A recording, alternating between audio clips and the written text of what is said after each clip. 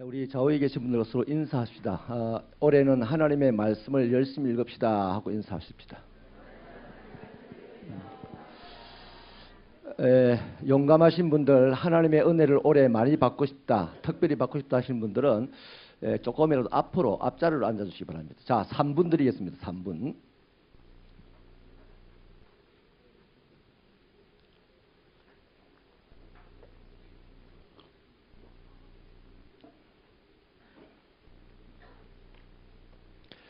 이래 해도 그냥 죽죽 앉아 있으신 분은 오늘 예배를 오신 목적이 예배와 또 한 가지 앞사람 뒤통수에 비난거리를 찾기 위해서 왔다. 이 두 가지로 목적을 가지고 왔다고 보고 우리 앞에 계신 분들에게만 제가 말씀을 이제 나누겠습니다. 이번 주부터 웨스트민스터 신앙고백 속에 있는 소요리 문답을 이렇게 볼 텐데, 소요리 문답에는 특별히 이 설교가 아니기 때문에 이제 공부입니다. 공부.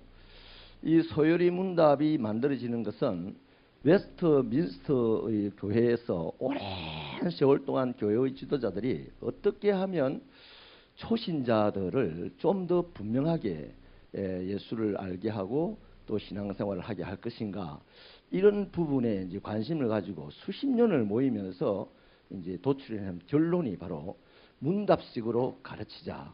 그래서 이제 소요리 해가지고 107개 문항의 질문을 이제 하고 답을 하게 함으로써 이제 교육을 시키는 겁니다. 초신자들을 제대로 신앙생활하게 하기 위한 방편으로 만들었어요.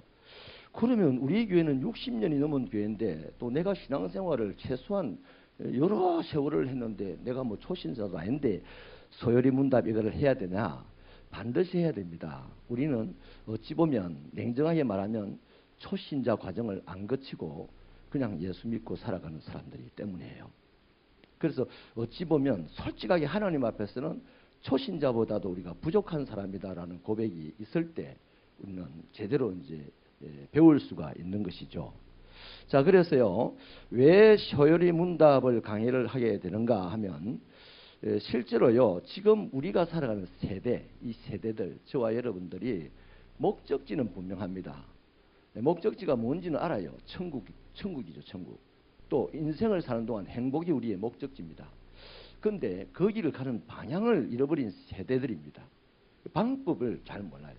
내가 행복하고 싶었다, 내가 천국 가고 싶다, 이 목적지는 분명하게 있는데 행복할 수 있는 방법, 천국 가는 방법을 몰라요.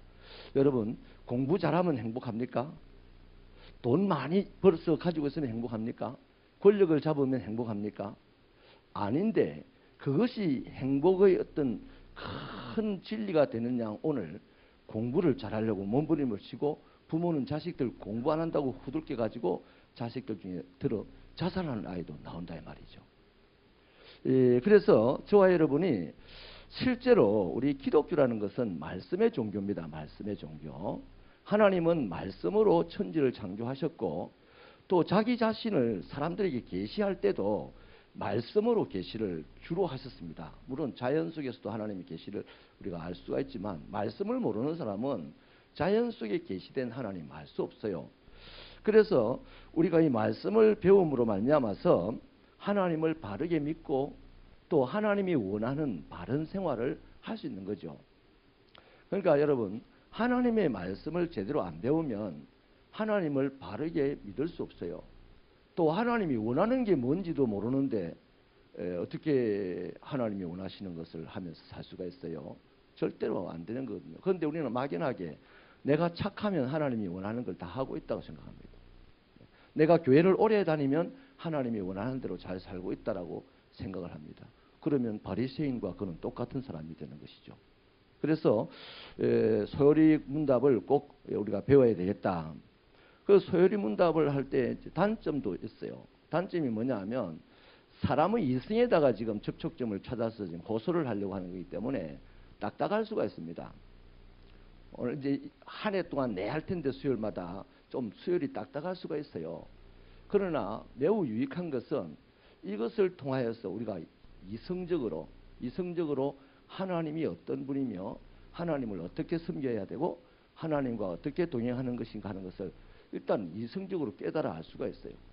그게 깨달아져야만 우리는 감성만 있는 게 아니지 않습니까? 이성도 갖고 있지 않습니까?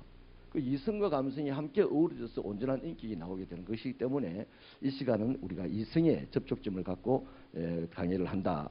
알아주시면 좋겠습니다. 그 다음 소요리 문답을 잘 배우게 되면 어떤 유익이 있느냐 하면 좀 전에 말씀드린 대로 하나님에 대하여 알아야 될 내용을 정확하게 알아요. 그래서 이단에게 안 넘어집니다. 이단에게. 또 믿음에 대하여 알아야 될 내용도 정확하게 알게 되죠. 그 다음 하나님을 믿는 사람들이 어떻게 살아야 할지도 알게 됩니다. 그냥 착해라, 이게 하나님의 사람들의 삶의 방식은 아니거든요. 그래서 이 정도로 서두에 말씀을 드리고요. 소요리 문답의 구조는 107문항의 문답으로 되어 있는데 서론과 하나님을 어떻게 믿을 것인가 하는 이 두 가지로 나누게 되고, 하나님을 어떻게 믿을 것인가에서 하나님은 누구신가, 구원자 그리스도, 또 어떻게 살 것인가, 그리스도인의 신앙생활, 이렇게 네 가지로 나누어져서 그 전체를 이제 107문항으로 지금 묻고 답을 하는 것입니다. 오늘은요, 제1문으로 사람의 목적이, 제일 되는 목적이 무엇인가 하는 질문입니다.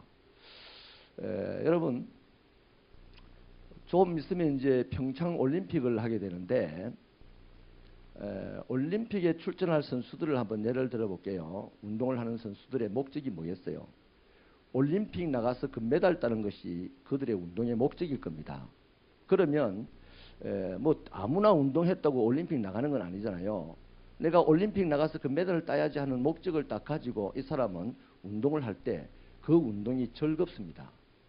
그리고 즐겁게 운동을 하면서 아주 노력을 하게 되면 이제 국가대표 선발전에 걸리게 되죠.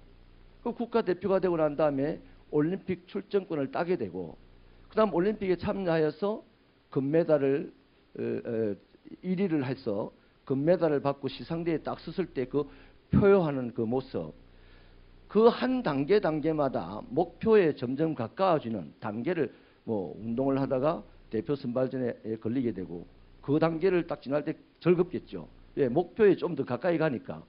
그 다음 국가대표가 되어서 출전권을 따게 되고, 그럼 좀 더 목표에 가까워지니까 즐겁게 되고, 그 한 단계를 넘어서가는 순간순간이 즐거운 순간이 되는 거죠.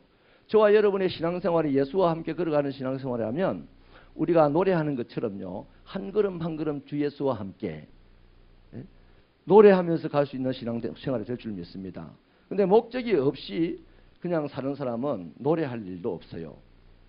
그래서 이 운동선수들이요, 단계를 거칠 때마다 목적지에 점점 가까워지니까 즐거워지는 겁니다.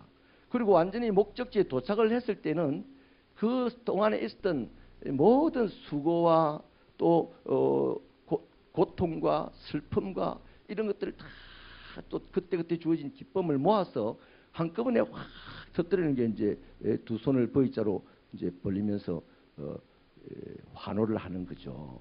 그 기쁨은 이루 말할 수가 없는 것이죠.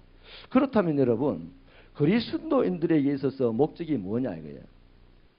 원래 사람들의 목적이지만 보통 사람들은 다 나름의 목적을 가지고 살지 하나님과 관계없어요. 근데 그리스도인들은 어떤 목적을 가지고 살아가느냐, 이것이 이제 소요리 문답의 첫 질문입니다.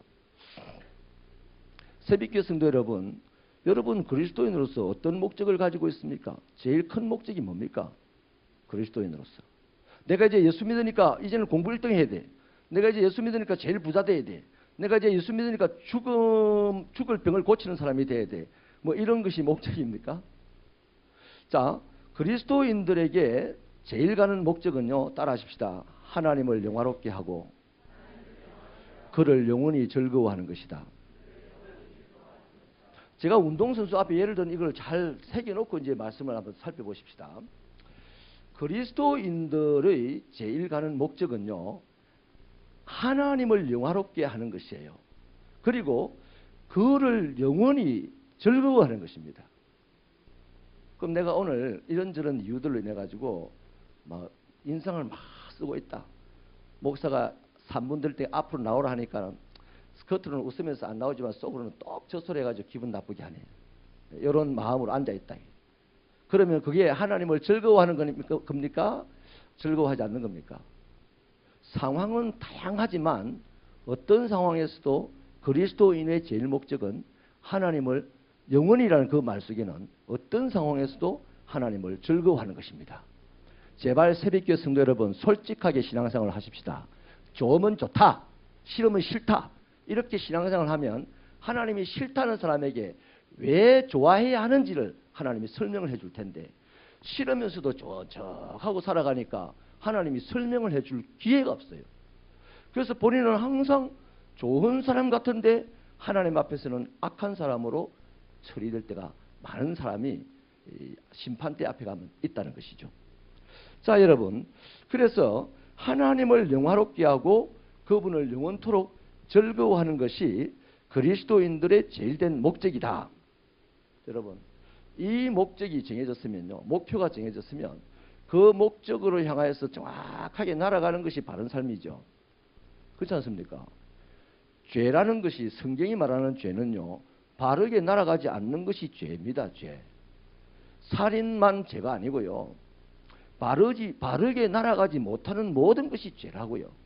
그러므로 우리는 날마다 죄의 사슬에 엄청나게 지금 묵혀간다, 안 간다? 묵혀가고 있잖아요. 그런데 안 묵혀가는 거 취하고 있어요. 전혀 죄 없는 것 같이, 전혀 무사한 것 같이, 너무나 고상하고 너무나 거룩하고 예수의 향기가 철철 넘쳐 흐르는 것처럼 그런 마인드 컨트롤을 하면서 살아가는 것 같아요.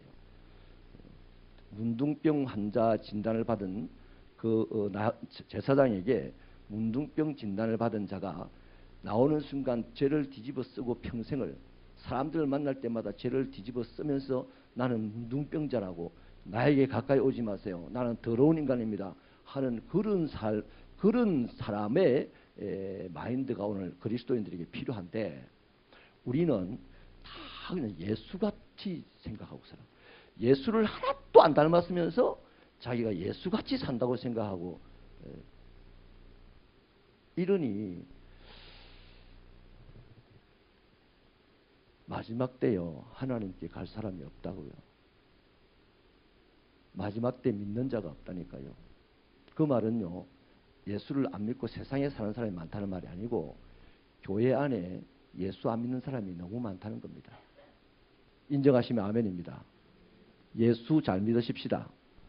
우리 앞에 계신 여러분들에도 정말 예수를 잘 믿으십시다. 할렐루야. 자, 여러분, 그러면요, 하나님을 영화롭게 하고 그분을 영원토록 즐거워하는 것이 그리스도인의 제일 가는 목적이라면, 이 말에는요, 우리로 하여금 착각하게 하는 것이 있어요. 뭐냐면, 그럼 나에게 하나님을 영화롭게 할 만한 뭐 능력이, 대단한 능력이 있느냐, 있지 않겠는가, 이런 착각을 할 수 있어요. 없어요. 하나님을 영화롭게 할 만한 능력은 우리에게 전무합니다. 또 한 가지, 그럼 하나님은 그 영광스러움이 어딘가 하자가 있는 분이 아니냐, 우리가 뭘 보태 주어야만 하나님의 영광이 온전해지는 것 아닌가 하는 생각을 할 수가 있는데, 그게 아니에요. 하나님을 영화롭게 한다는 이 말은 내 삶의 자리에서 하나님의 영광이 드러나게 하는 것이 바로 하나님을 영화롭게 하는 겁니다. 하나님의 영광이 뭘 보태고 뭐 내가 능력으로 하나님께 뭘 하고, 이게 아니고요, 내 삶에서 그분의 영광이 드러나게 하는 것. 그러면 보십시다. 나는 사실 능력이 없어요. 좀 있으면 한 번 더 나누겠습니다만, 우리 공부 잘하는 능력이 있습니까? 없어요.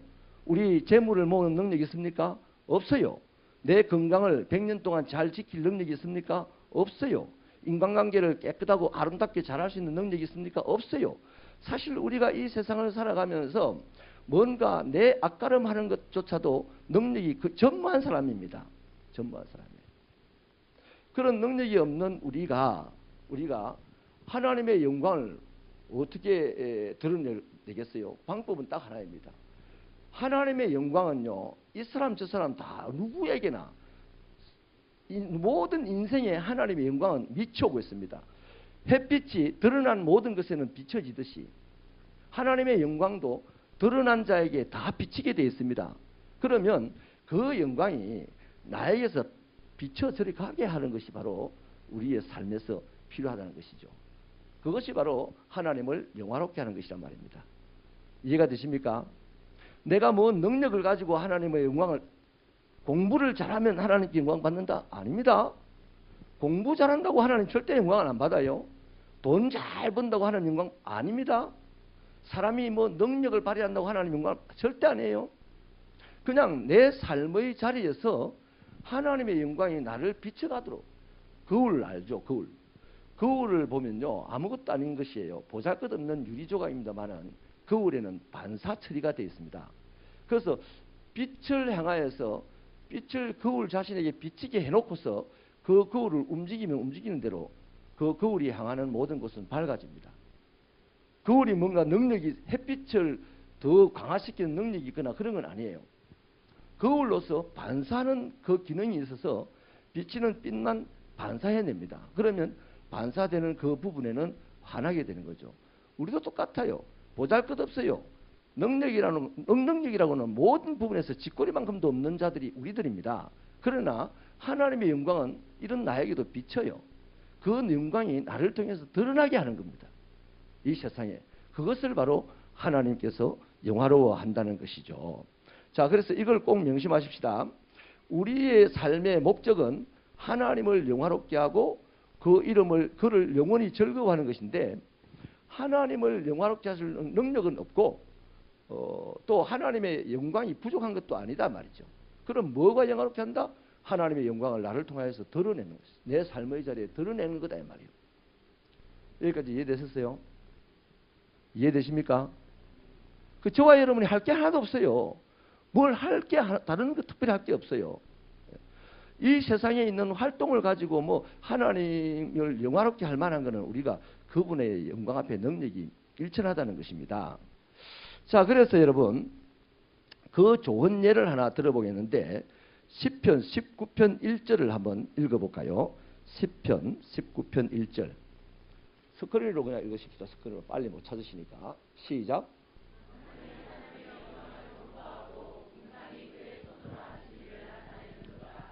아멘. 여기 보니까요, 하늘도 나오고 궁창도 나오죠.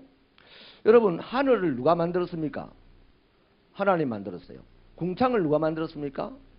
하나님의 피조물이죠. 그런데 하나님의 피조물이면서도 무생물입니다. 그들에게는 생명이 없어요. 자, 놀라운 것은 생명이 없는 이 피조물도 하늘은 하늘의 위치에서 궁창은 궁창의 위에서 자신의 위치에서 자신만의 방법으로 하나님을 선포하고 하나님의 영광을 선포하고 하나님의 영광을, 하나님이 그 손으로 하신 일을 나타내더라 이 말이에요. 자, 그런 차원에서 우리 사람은 누가 만들었습니까? 하나님이 만들었죠. 저와 여러분 그리스도인은 누가 만들었어요? 하나님이 만들었어요. 자, 사람을 하나님이 만들었다는 차원에서 하늘이나 궁창이나 별반 다를 것 없는 피조물입니다. 사람도 매 한 가지예요. 피조물이에요. 그렇다면 사람은 한 가지 다른 특별한 점이 있는데, 하나님의 형상을 따라 만들어졌고 하나님의 생기가 그 안에 있는 게 바로 사람이잖아요. 자, 매 한 가지 하늘이나 궁창에 비하여서 별반 다를 게 없는 것이 사람이지만, 사람이 특별한 한 가지가 있으니 그건 하나님의 형상대로 만들어졌고 하나님의 생명이 그 안에 있다는 점이 다른 점입니다. 그러면 사람은 미물인 하늘도 궁창도 자기 자리에서 자기만의 방법으로 하나님의 영광을 나타내고 하나님이 하신 일을 드러내면서 하나님을 영화롭게 하는데, 하나님의 형상을 따라 만들어진 사람은 마땅히 자기 자리에서 하나님의 영광을 드러내고 하나님이 하신 일을 나타내야 되는 거 맞잖아요. 더군다나 그리스도인은 하나님의 독생자 아들 그리스도 예수의 피를 값주고 다시 산 자들입니다. 사람 중에 하나님의 사람으로 다시 산 자들입니다. 그러므로 이 그리스도인들은 지금 자기가 생존하는 그 자리, 그 삶의 자리에서 그만의 방법으로 하나님의 영광을 선포하고 하나님의 하신 일을 나타내야 되는 것은 마땅한 거죠. 자, 목사는 목사의 자리에서 하나님의 영광을 선포해야 되고 하나님의 손으로 하신 일을 나타내야 됩니다. 공부하는 사람은 공부하는 곳에서 하나님의 영광을 선포하고 하나님이 하신 일을 나타내야 돼요. 공부를 잘하고 설교를 잘하고 돈을 잘 보고 이거는 하나님의 영광을 나타내는 게 아니라니까요. 아니에요. 자, 그렇다면 여러분, 자, 한 예를 들어봅시다. 공부를 못하는 사람이 학교에 있어요. 그 사람이 하나님의 사람으로서 하나님의 영광을, 하나님을 영화롭게 해야 됩니다. 그게 그 사람의 목적입니다. 그럼 공부 못하는 사람이 하나님의 영광을 어떻게 드러내고 하나님을 영화롭게 할 수가 있겠습니까? 그거를요, 성경이 답을 주는데요. 우리 성경 말씀 요한복음 17장 4절 한번 읽어보십시다. 힘차게 시작.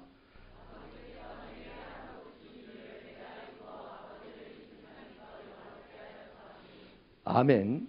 여기 예수님이 이 세상에 오셔가지고 이제 사람으로 살면서 했던 내용들이죠. 자, 사람으로 살면서 예수님이 뭘 했습니까? 아버지께서 내게 하라고 주신 일을 내가 이루었다 이렇게 하죠. 그러니까 하나님이 하라고 한 일을 했다는 겁니다. 그 일이 하나님을 영화롭게 하는 일이었다라고 지금 이어서 말씀을 하잖아요. 자, 요셉의 아들로 이 땅에 오신 예수님이 하나님께서 하라고 하신 일을 다 갖고 있어요. 너는 십자가를 지고 모든 사람의 죄를 대속하여서 구원하라 하는 이 일을 하나님께로부터 맡았습니다. 그런데 그것을 그냥 내버려 두고 나는 대학을 가야 되겠다. 그래가지고 대학을 갔어요. 그 대학을 가서 서울대학에 예루살렘에서 제일 좋은 대학을 예수님 들어갔다 칩시다. 그럼 제일 좋은 대학 들어간 것이 하나님을 영화롭게 한 거예요? 아닙니다.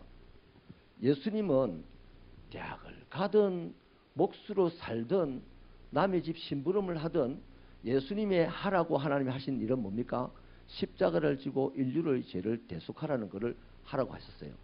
그 예수님은 오직 그 일 하는 것으로 하나님을 영화롭게 했다는 얘기입니다. 그러니 여러분, 자, 그러면 오늘 저와 여러분에게 하나님이 하라고 하시는 것들이 있어요, 없어요? 있어요. 그래서 우리는 하나님의 말씀을 열심히 읽어야 되는 겁니다. 하나님의 말씀은 구구절절 우리가 해야 될 일, 말아야 될 일 정확하게 아주 세밀한 데까지 터치를 하고 하시잖아요. 그래서 말씀을 열심히 읽어야 합니다. 열심히 배워야 합니다. 자, 그러면 자, 하나님이 공부를 못하는 사람, 오늘 학교를 갔는데 공부를 못하는 한 학생에게도 하나님이 하라고 하는 일이 있을까 없을까? 그럼 우리 부모들처럼 야, 이 자식아 공부해가지고 남주나 이 잘 되라고 하는데 공부 좀 열심히 해라는 말. 하나님이 공부 열심히 하라고 할까요? 하나님은 그런 말씀 안 합니다. 하나님은 공부를 못하는 이 학생에게 뭐라고 말씀하냐면 성경을 정리를 해보면 그래요. 시기하지 마라. 공부 잘하느나 시기하지 마라. 그게 하나님이 공부 못하는 사람에게 학생에게 한 얘기입니다. 이해되세요? 하나님이 네 공부 잘해라 이런 말씀 한 적 없잖아요. 여기 성경에. 네 부자 되라 이런 말씀 한 적도 없지 않습니까? 자, 내가 남보다 가진 것이 적어요. 남보다 배운 것이 적어요. 그런 사람에게 아까 처음 말씀드렸죠. 능력은 일천하다고. 하나님께 영광을 돌릴 수 있는 능력은 일천하다. 우리가 모든 것이 남들보다 부족한 나를 발견하고 그들과 섞여 살아갈 때 하나님이 나에게 하는 말씀은 네 저 사람보다 더 잘 되라는 말씀 하신 적 없어요. 없어요. 그건 순전히 내 생각입니다. 내가 저 사람보다 더 잘 돼야 되겠다는 이 생각을 하나님이 나쁘다라고 한 건 아니에요. 나쁘다라고 한 건 아니지만 그것이 나에게 영광을 돌리는 거라고는 말씀 안 하셨어요. 그 부족한 현 상태 그 삶의 자리에서 그 사람이 하나님께 영광을 돌릴 수 있는 것은 하나님이 그 현장에서 하라고 하는 그 일을 할 때 영광을 돌린단 말이에요. 그러면 거꾸로 우리 사람들의 생각으로 내가 잘 되어서 하나님께 영광을 돌린 거라면 어느 천년에 하나님께 영광 돌릴 수 있을까요? 우리가 예수님이 오시는 날까지 영광 못 돌리는 거라. 그런데 지금 나의 삶의 이 자리에서 하나님께 영광을 돌리는 것이 있는데 하나님이 하라고 하는 일을 하는 그것이 하나님께 영광을 돌린다는 말이에요. 그러니까 공부 못하는 사람은 당연히 하나님은 시기하지 말라는 말씀을 하실 거예요. 지금 너는 그 공부 잘하는 애 시기하면 안 된다라고 말씀을 할 거예요. 그럼 그 사람이 공부를 못하는 애가 오히려 그 사람을 시기하지 아니하고 오히려 그 사람을 가는 길을 축복해주고 박수 쳐주고 축하해주는 그것이 바로 하나님께 영광을 돌리는 일이요. 그 자리가 하나님이 영화로워하는 자리다 이 말이에요. 요거 하나만 정리해도요. 대한민국 기독교가 아름다워질 줄로 믿습니다. 우리는요 너무 시기가 많아요. 예수 믿는 사람들 사이에도 시기가 너무 많습니다. 불편합니까? 시기가 많다니까. 여러분 시기가 안 많습니까? 시기심이 속으로부터 안 일어납니까? 일어나니까 우리나라 속담에 사촌이 논을 사면 배가 아파더란 말이 생겨 있죠. 그 뭐 한 사람 두 사람이 시기심이 많이 일어난다고 그런 말이 생기는 거 아니에요. 다 그러니까 그런 말이 생긴단 말이에요. 그래서 하나님이 저와 여러분이 오늘 이 자리에서 우리에게 하라고 하는 것이 있어요. 그러면 지금 이 자리에서는 목회자가 하나님 말씀을 가지고 강해를 합니다. 그럼 하나님은 듣는 여러분에게 뭐라고 하실까요? 뭐라 하시겠습니까? 성경을 많이 읽어보면요. 저기 이 신약에 가보면 베레아 교회라고 있어요. 그 베레아 교회가 칭찬을 받는데 신사적으로 하나님의 말씀을 듣더라고 해요. 그 신사적으로 하나님의 말씀을 듣더라는 말은 뭐냐면 아주 경청하여 듣더라는 것입니다. 그러면 하나님이 주의 종을 대신하여서 말씀을 하는 순간 하나님이 뭐라고 말했겠습니까? 쉐마 이스라엘 그러잖아요. 하나님의 말씀을 들을지어다 그러잖아요. 그런데 지금 하나님의 말씀을 들을 생각을 안 하고 아따 오늘 좀 대기 딱딱하네 이러면 그 사람은 지금 하나님께 영광을 돌린다 안 돌린다? 예배의 장소에 왔지만 하나님의 마음을 불편하게 하고 가는 사람이라. 사람이 불편하고 이거는 별 문제 없어요. 사람이 불편한 거야 뭐 다음날 잊어버립니다. 그런데 하나님이 불편하면요 복이 안 오는 거라. 사람을 내가 불편했다고 해서 그 사람이 뭐 나를 좀 미워하면 그만이지. 그 사람이 나의 인생길을 가로막고 뭐 괴롭히고 이래 하겠어요? 못하죠. 근데 하나님이 불편해지면 하나님이 인상을 쓰고 얼굴을 내게서 돌려버리면 나의 인생이 차디찬 인생으로 전락하지 않겠습니까? 그러니 여러분 우리가 이 시간에도 하나님이 우리에게 하라고 하는 주신 것이 있다 이 말이죠. 아멘입니까? 자, 나를 원수처럼 취급하는 사람을 내가 딱 만났어요. 그러면 하나님이 나에게 뭔가 그 상황에서 하라고 하는 말씀이 있을까 없을까? 있죠. 네 오른밤을 치면 왼밤을 돌려대라. 네 원수를 위하여 기도하라. 원수를 사랑하라. 하나님이 그 상황에서 내보고 하라고 하는 말씀이 많이 있어요. 그 상황에서 그렇게 하면 그것이 하나님께 영광을 돌리는 것이고 하나님은 그 자리에 오셔서 영화로워진다는 겁니다. 아멘이십니까? 이런 것이 구체적으로 우리의 삶에서 적용이 안 되고 막연하게 나는 예배드리러 왔다. 내가 예수 믿기 때문에 왔다. 예수님 계신데요. 해당에 예배드리러 온 사람들이 많이 있었어요. 한편 손이 없는 사람도 왔고 예수님도 왔고 제자들도 왔고 또 거기에는 예수님을 홀치게 해가지고 잡아 가두려고 하는 사람도 예배라는 이름으로 왔어요. 그 사람들은 내 예배를 들었느냐? 안 들었어요. 예수님이 어떻게 하는 거 보자 하고 째려보고 있더라고요. 그래서 예수님께서 한편 손 많은 사람을 이렇게 가지고 그 손을 그날 치료를 하니까 이 사람들 이럽니다. 봐라. 이 거룩한 안식일날 저 짓을 한다. 저런 것이 하나님의 아들이라고 택도 없는 소리지. 이러는 거예요. 그 사람들이. 그런 사람들 오늘 교회 안에 있을까 없을까? 있어요. 내가 있는 현장, 지금 이 시간 8시 12분 이 시간에 내가 있는 현장에서도 하나님은 나에게 뭔가를 하라고 말씀하십니다. 그러면 그걸 하면 하나님께 영광을 돌리는 사람이요. 하나님이 그 속에서 영화로워지는 거예요. 이제 이해되셨죠? 안 하면 사람의 제일 되는 목적을 잃어버린 것입니다. 자, 그러면요. 즐거움이라는 것은 뭐가 즐겁겠습니까? 운동선수가 저 목적지를 두고서 거기를 가기 위해서 운동을 하는 것이 즐겁다 했습니다. 힘든 일이 있어도 즐겁게 한다 그랬어요. 그런데 정말 수고해가지고 남들이 못하는 국가 대표가 됐습니다. 그 단계에 섰을 때 또 즐거워요. 그러나 끝이 아니잖아요. 그래서 올림픽 출전권을 따기 위해서 또 열심히 운동을 합니다. 이렇게 해나가는 한 단계를 올랐을 때마다 목적지에 가까워지잖아요. 거리가. 마찬가지입니다. 우리가 하나님을 영화롭게 할 때 우리는 하나님에게 점점점 가까이 가는 활동이 되는 거예요. 우리가 최종적으로 어디 가면 완벽하게 영광을 돌립니까? 천국 가면 영광을 돌립니다.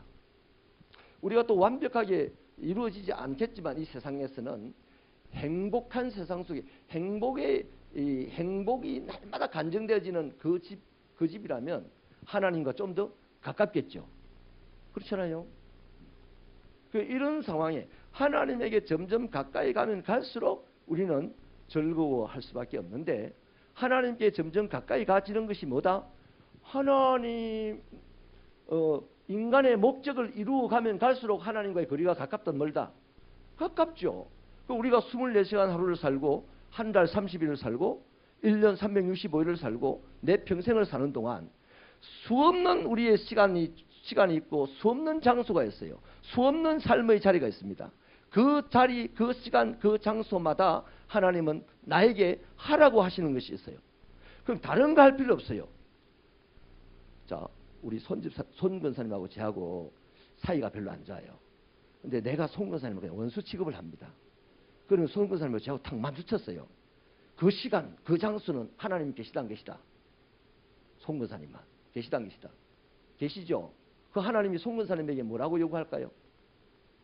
이를 원수처럼 대접하는 저 목사를 용서해라. 하나님이 그러겠죠. 하나님이 손 권사 귀에다 죽여버리라 이러겠습니까? 다윗을 보니까 안 그러더라고. 원수처럼 취급하는 사울이 다윗 옆에 와서 피곤해서 잠을 잘 때 하나님은 다윗에게 죽여버리라 안 하더라고. 그냥 사람은 죽여버리죠 이랬어요. 부하들은. 근데 하나님의 마음의 교훈을 받는 다윗은 뭐라고 합니까?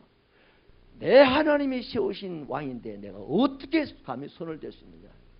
그 하나님은 죽이란 말 안 하셨죠. 그 다음에 떠나가는 이 사울의 뒤통수가 되고 내 주님이여 내 주여라고 다윗이 불러서 막 얘기를 하잖아요.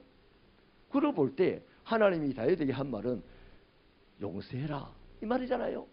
그 마찬가지로 성경 말씀이 하나님의 말씀이니까 송 권사님을 원수처럼 취급하는 담임 목사를 딱 길목에서 만났어요. 자, 뭐 하나님이 죽여버리는데 절대 인사하지 마라. 인상 팍 쓰고 지나가라. 하나님이 그러시겠어요? 웃으면서 인사해줘라 그러겠어요. 자, 앞에 거 뒤에 거. 뒤에 거예요. 하나님의 음성 충분히 이해하십니까? 하나님의 음성은 살아있어요. 지금도 꿈틀꿈틀 살아있습니다. 그런데 우리는 하나님 저 사람이 갑자기 사라져버리게 해주세요. 내가 굳이 차가 와서 받아버리라는 말을 못하겠지만 내 앞에서 사라지면 좋겠습니다. 우리는 이럴 수 있어요. 저는 제가 병들었을 때 괴로움을 당할 때 그런 기도한 적이 있습니다. 근데 죄송했는데 시편에 보니까 다윗도 그런 기도를 하더만요. 못 살게 구는 사람을 하나님이 날려버려 달라고 그런 기도를 하긴 합니다. 근데 하나님께서 깨우쳐 주시죠.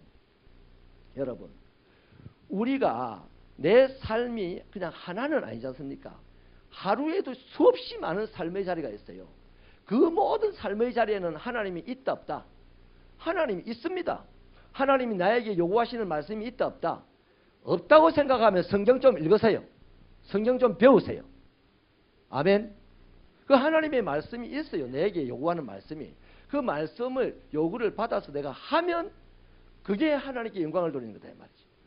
다윗이 사울 왕이 죽고 난 다음에 왕이 되었을 때 하나님이 영광 받으신 게 아니고 사울을 죽이지 않을 때 하나님께서 영광을 받으신 거라 이 말이야. 우리 신앙생활 다 갈아엎어야 됩니다. 요렇게 해야 됩니다. 그러면 오늘 하루도요. 내가 그 일을 사람 같으면 못하겠는데 이상하게 하나님 때문에 했어요. 원수를 위해서 기도 한번 해줬어요. 진심으로. 또 원수에게 웃으면서 인사를 진심으로 해줬어요. 그러면 원수가 기뻐하지 않습니다. 내가 기뻐 안 해. 미쳤나 이러겠지. 저기 미쳤다 야 이러겠죠. 그죠? 근데 권사님은 그 속에 야 쉽지 않은 일을 내가 해냈구나. 기쁘겠죠. 그게 하나님이 주신 기쁨입니다. 이것이 바로 하나님을 영원토록 즐거워하는 거예요. 이것이 하나 둘 보태지면 하루에 하나만 하면 기쁨이 하나겠지요. 하루에 10개를 하면 기쁨이 10개겠죠. 하루에 한 30개를 하면 그 기쁨이 온통 충만하지 않겠어요? 그러면 이걸 갖다가 이제 계속해서 우리가 인생을 살아가니까 영원히 하나님을 즐거워하는 것이 된단 말이죠. 그러니까 나의 목적, 하나님을 영화롭게 하는 것을 내가 감당을 할 때 나의 인생은 자연히 그를 즐거워하게 되어 있습니다. 내가 하나님을 영화롭게 하지 못하는데 하나님 즐겁다고 감상금 하겠어요? 하면 자기 자랑하기 위해서. 그런데 내가 하나님을 영화롭게 하는 그 목적을 이루었을 때는요. 손해는 내가 봤잖아요. 손해는. 뭐 자존심도 내가 상했을 수도 있고 말이죠. 우스운 꼴은 내가 당하고 부끄러운 꼴은 내가 당했지만 하나님이 하라고 요구한 것을 함으로 말미암아 내 안에 기쁨이 찾아오고 내가 승리했다는 그 기쁨 때문에 이상하게 손해보고도 하나님께 감사하는 거예요. 이상하게 억울한 일을 당하면서도 하나님께 감사하는 거예요. 자, 여기까지 우리 새벽교회 성도들의 신앙이 올라가기를 주님의 이름으로 축원합니다. 축원합니다. 첫날 만날 안 바뀌는 사람이 있어요. 왜 안 바뀌는지 몰라. 자기가 신인가? 신인가? 우리는 날마다 바뀌려고 해야 돼요. 한번 따라합시다. 한 번 바보 소리 듣고 평생 편안하자. 근데 바보 소리에 듣는 누구에게인가 바보 소리 듣는 그것 하나 때문에 한 번 바보 소리 듣는 그것이 너무나 창피하고 힘들어가지고 배우고 싶은 것을 못 배워요. 그냥 아는 척하고 답답하게 살아갑니다. 저희 아파트에 할머니 할아버지 한 분이 이사를 오셨는데요. 작년에요. 한동안 이분이 자꾸만 올라갈 사람이 내려갈 때 타고 내려가실 분이 올라갈 때 타시고 이러더라고요. 엘리베이터를. 그래서 이제 자주 만나니까 인사를 계속 이렇게 해야죠. 그분도 또 목사님이시라고 하대요 하면서 인사를 하고. 근데 내가 한참 이제 후에 그게 깨달았어요. 이분이 왜 내려갈 때 내려와서 타서 내려갔으면 같이 나가야 되는데 하고 다시 올라갑니다. 올라갈 때 타고 올라갔으면 자기 집으로 가면 되는데 하고 다시 내려갑니다. 왜 그러나 했더니 나중에 알고 보니까요. 엘리베이터를 처음 탔어요. 한동안. 엘리베이터를 전혀 안 타본 시골의 노할머니께서 이사를 오신다 놓으니까 그 엘리베이터를 무조건 타면 자기가 가는 쪽으로 가는 줄 알고 있는 거예요. 근데 막상 가보니까 아니는 거예요. 그 다시 내려가야 되는 거죠. 그 불편함을 이제 오랫동안 감수를 했는데 언젠가는 오래 들어와서 보니까 안 그러더라고요. 어느 날 깨우쳤어요. 여러분, 그 할머니 한 분 예를 들었지만 우리의 삶도요. 나름 우리는 날마다 껍데기를 벗어야 됩니다.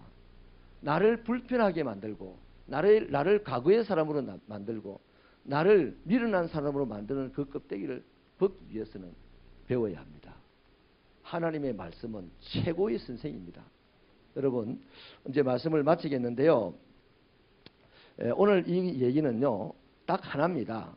저와 여러분이 목적이 하나님에게 하나님을 영화롭게 하는 건데 그 영화롭게 하는 것은 다른 게 아니더라.